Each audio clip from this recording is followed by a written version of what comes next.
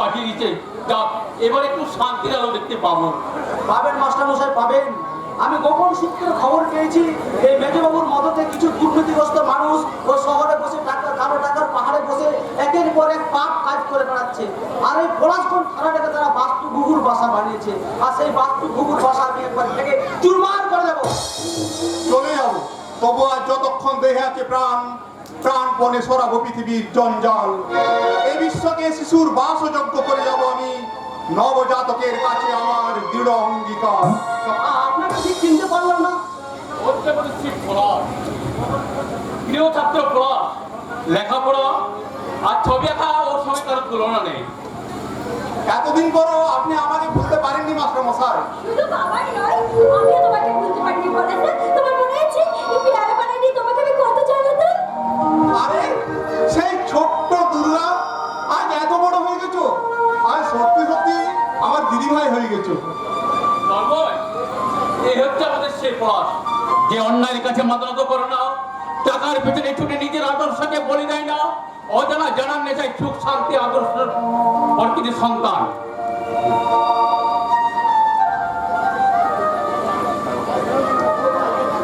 উনি প্রথম দেখাতে যে কথা বললেন সে কথা আমি আজও পর্যন্ত কারণ তো শুনতে পাইনি।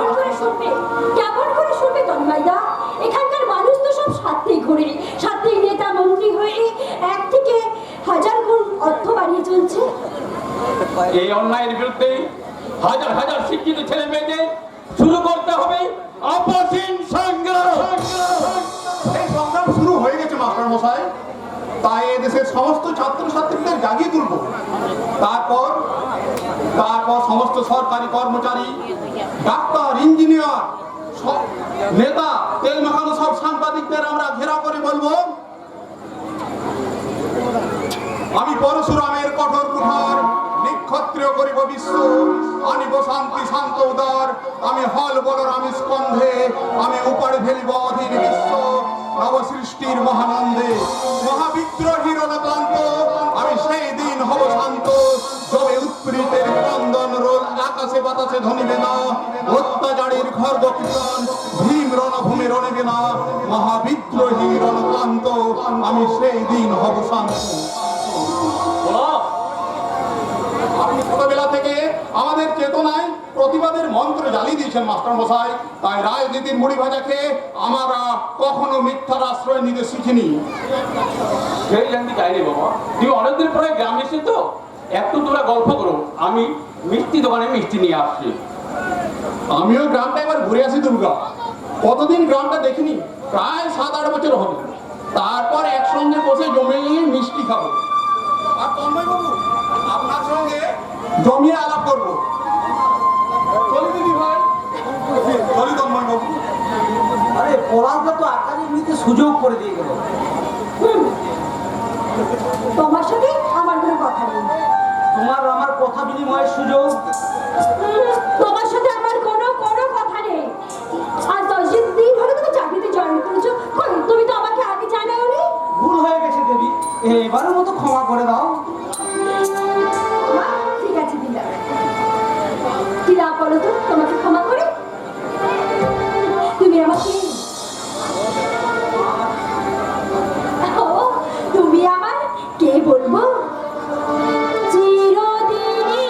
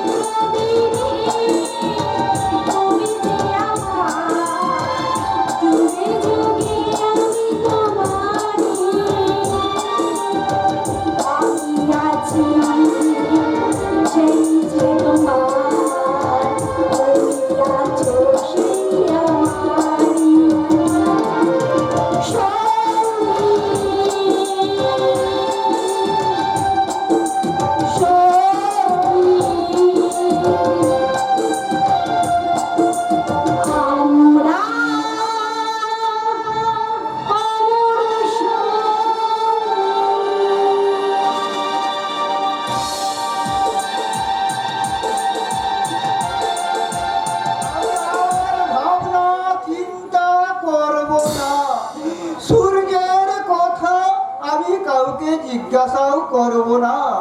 আমি সারা শহর চিৎকার করতে করতে সূর্যকে খুঁজব। সূর্য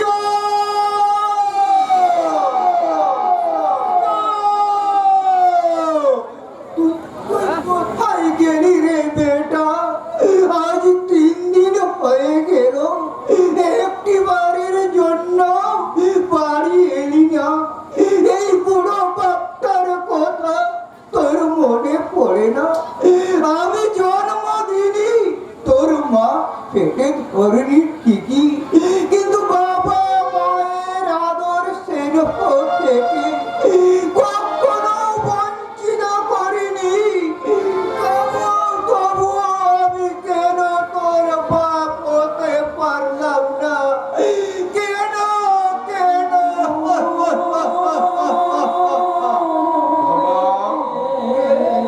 কে বেটা সূর্য? তোর বেটা তোর কিছু হয়নি তো? আজ 3 দিন হয়ে গেল তোকে না দেখতে পেয়ে আমি পাগল হয়ে গিয়েছিলাম। বল বাবা বল, তুই চুপ করে আছিস কেন? কেন? তুই আমার বেটা রে সূর্য, তুই আমার বেটা। তুমি কোথায় পেয়েছিলে?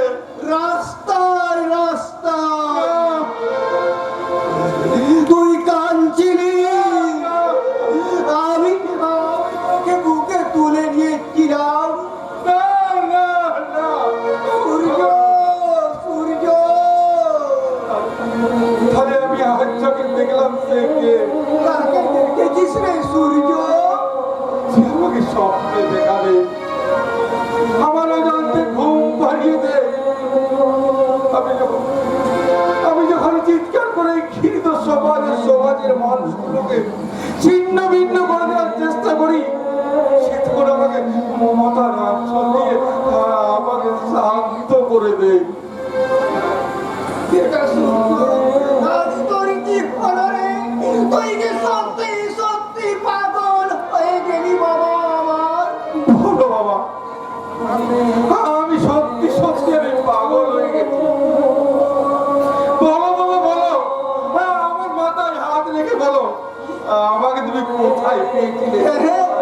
আমি সব বলবো রে সূর্য, আজ আমি সব বলবো। আজ থেকে 30 বছর আগে দীঘার সমুদ্রের ধারে আমাদের একটা কুঁড়ে ঘর ছিল। সেখানে আমি আর তোর মা থাকতাম। জানিস সূর্য, জানিস আমাদের কোনো সন্তান ছিল না। তোর মা বাবুদের বাড়িতে 5 মাস থাকতো, আর আমি রিক্সা চালাতাম।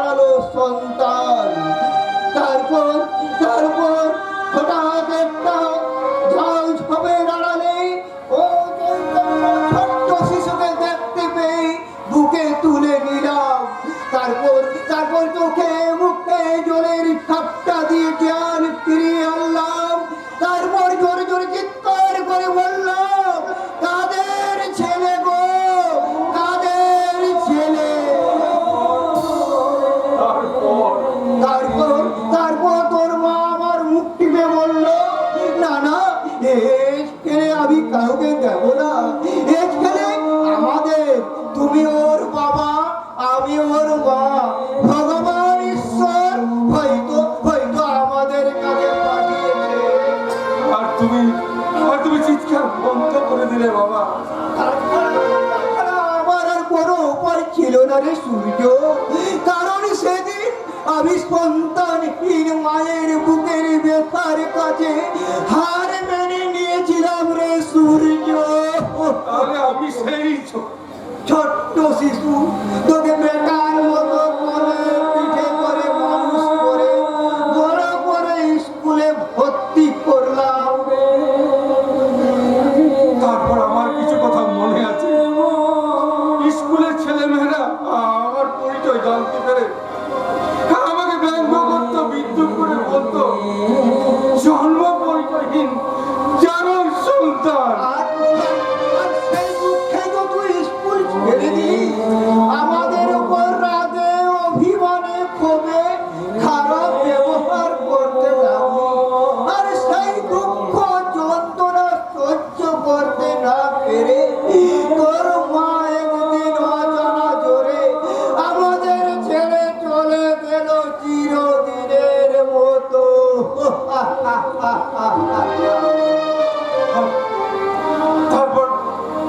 তারপর সেই ব্যঙ্গ বিদ্রুপের হাত থেকে আমাকে বাঁচাতে তুমি আমাকে বিহারে নিয়ে চলে গেলে। সেখানেও তো তোকে মানুষের মতো মানুষ করতে না পেরে আমার তোর ইচ্ছাতেই তো ফিরে এলাম।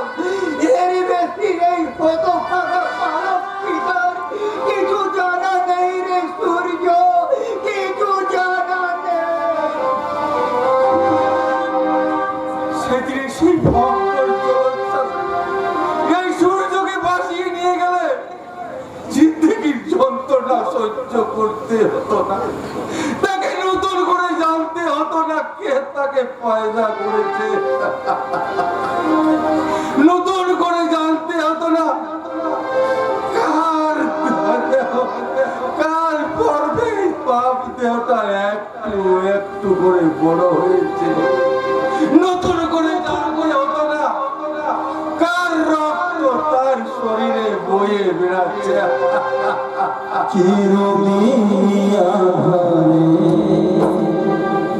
কেটে গেলে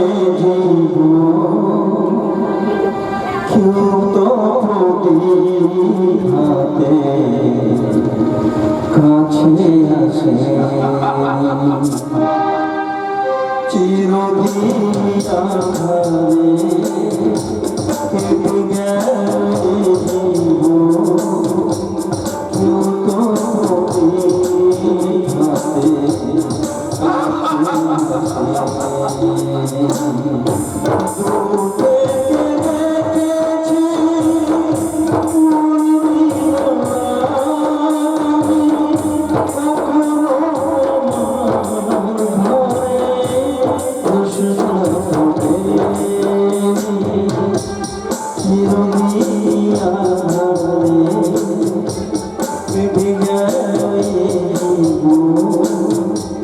কেউ তো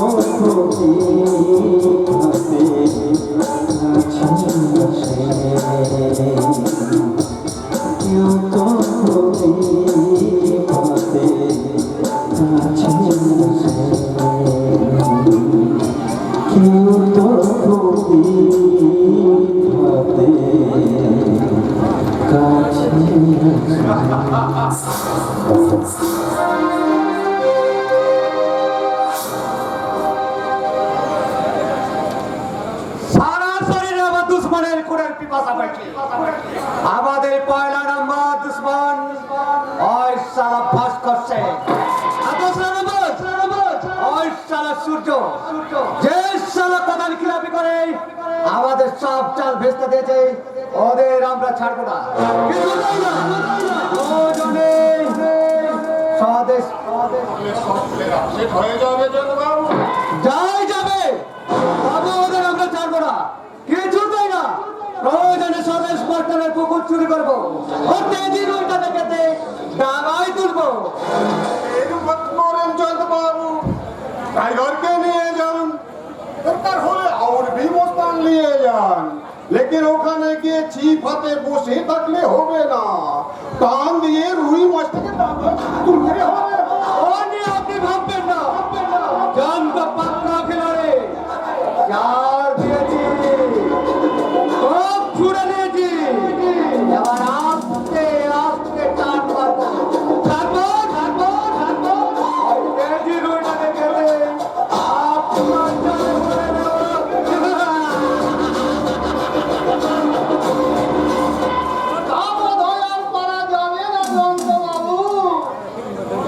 এই জন তো লড়ে পারবে না এমন কাজ পৃথিবীতে নেই দারোগা বাবু সে আমি জানি কিন্তু ওই মাস্টার গ্রামের সব লোকজনকে নিয়ে জোট বেঁধেছে ওই জন আমি ভেঙে দেবো প্রতিরক্ষা বাহিনী করে তাদের হাতে তুলে দিয়েছে তীর ধনুক লাঠি এমনকি আগ্নেয়াস্ত্র পর্যন্ত আমাদের भी আছে लेकिन ওগুলো একটু জং লাগিয়ে গেছে ও আমরা ছাড়িয়ে নেবে হ্যাঁ স্যার জন গ্রামে গুন্ডা বাহিনী করে তুলে যারা লুটোতে রাজ চালাচ্ছে গ্রামে গ্রামে সন্ত্রাস চালাচ্ছে অল্প প্রথমে গিয়ে ওই মাস্টারকে অ্যারেস্ট করুন কাকে অ্যারেস্ট করবে গো কাকে অ্যারেস্ট করবে তোমরা তো সারা দেশটাকে অ্যারেস্ট করে বসে আছো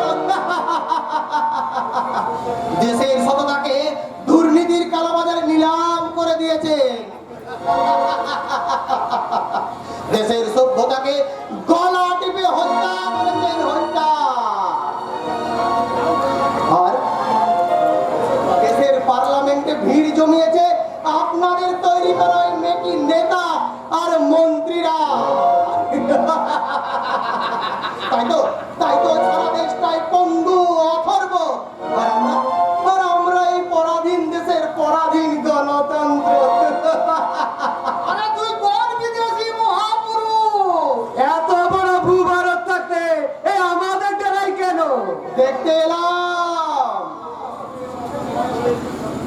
ওই কলির দুঃশাসনেরা পাণ্ডব বংশ ধ্বংস করার জন্য কিভাবে সহায়তা করছে। দেখতে এলাম ওই দুর্যোধনের মন্ত্রিসভায় শকুনি মামারা আছে কি নেই যাচ্ছি গো যাচ্ছি তার আগে তোমার মোবাইলটা একটু দেবে মোবাইল নিয়ে কি করবি ফোন করবো ফোন এখন দেখছি না হচ্ছে আর কোনো উপায় নেই আরে বুদ্ধ কাকে ফোন করবি এদেশের কবি আর সাহিত্যিক গুলোকে বলবো কি লিখছো তোমরা শুধু প্রেমের কবিতা আরে নগ্ন গল্প সব লেখা বন্ধ করো লেখো খুনের তাজা খবর সকাল থেকে সন্ধ্যা পর্যন্ত এ পার্টি ও পার্টি 7 পার্টির দাদারা কজনের মাথা নামিয়েছে কটা ঘরে আগুন লাগিয়েছে কোন দল কোন জোট ভেঙে কোন দল ভিড়েছে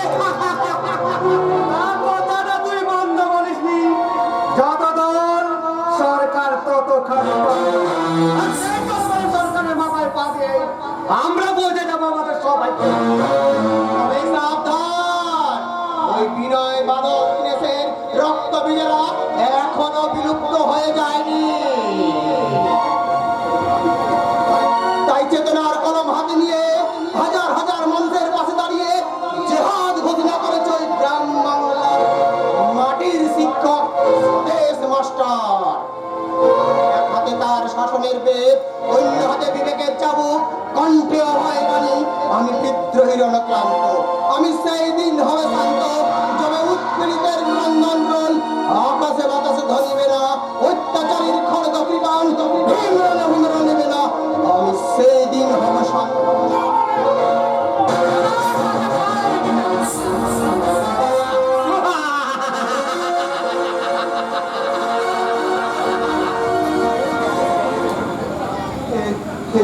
দেশে জন্মে শুধু পদাঘাতি পেলাম অবাক পৃথিবী সেলাম তোমায় সেলাম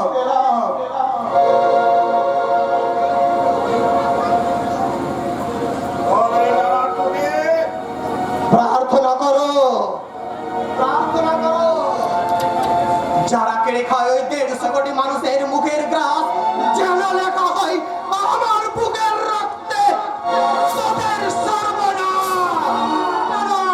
প্রিয়ারে আমার, কেড়েছিস তোরা, ভেঙেছিস ঘরবাড়ি, সে কথা কি আমি জীবনে মরণে কখনো ভুলিতে পারি? আদি হিংস্র মানবিকতার আমি যদি কেউ হই, স্বজন হারানো এই মহাশ্মশানে চিতা তো তোদের তুলবই তুলবই। আপনার দারোয়ান কি ঘুমাচ্ছে? একটা পাগলা এসে পাগলামি করে চলে গেল। আমি ভাবছি এ শালা কোন লোক আছে, এই সবিতা মাস্টারের লোক আছে না? ওই মাস্টারে আমি বন্ধ করে দেবো। ওর গল্পের পাল তোলা নৌকাটাকে আমি গভীর জলে ঢুকে মারবো। এখন বলেন অবিনাশে পারবো, ওই সদস্য মাস্টারকে জব্দ করতে গেলে আপনি কিतना और रुपया लेंगे? साइलेंट, साइलेंट, हटाओ साइलेंट, ছি ছি স্যারজি, কি যে বলেন? আপনাদের কোনো কাজ করতে পারলে আমি নিজেকে ধন্য মনে করব। আমি শুধু আপনাদের অনুমতির অপেক্ষায় ছিলাম। আজ তাহলে চলি, নমস্কার। নমস্কার, নমস্কার সরোজ মাস্টার। আপনি নাকি অন্যায়ের প্রতি, এবার ওই চিহ্নটাকে ছিন্ন ভিন্ন করে দেয়। তবে আমার নাম চন্দ্রহারি, পরের ঘোড়ায় এগিয়ে যাচ্ছে। এবার তোমার ওই ঘোড়াটাকে ডুবিয়ে দেই, করবো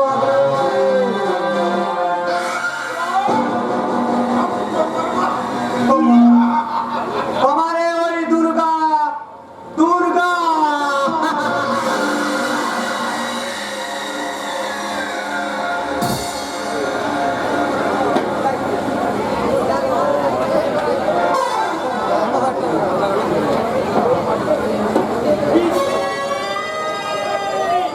ও বিজলি, বলি বাড়িতে আছিস রে? যা সারা বিজলি আবার গেল কোথায়?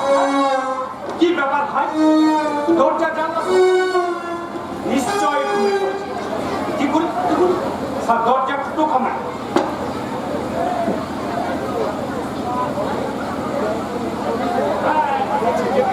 জেগেছে, এবার তাকে ডাকি। বিজলি, ও বিজলি, তুই আমার স্বপ্নে যাবি? না না না না না, তুই আমার হেমা মালিনী, তুই আমার কেরে সাত সকালে? আরে পুলিশ বাবু, কি মনে করে? আমার হয় না বিজলি মণি। কেন? কি করবে বল? যেদিন একটা সিগারেট সাথী, সেদিন কোনো রকম এই দুজকের কথা এক করতে পারি।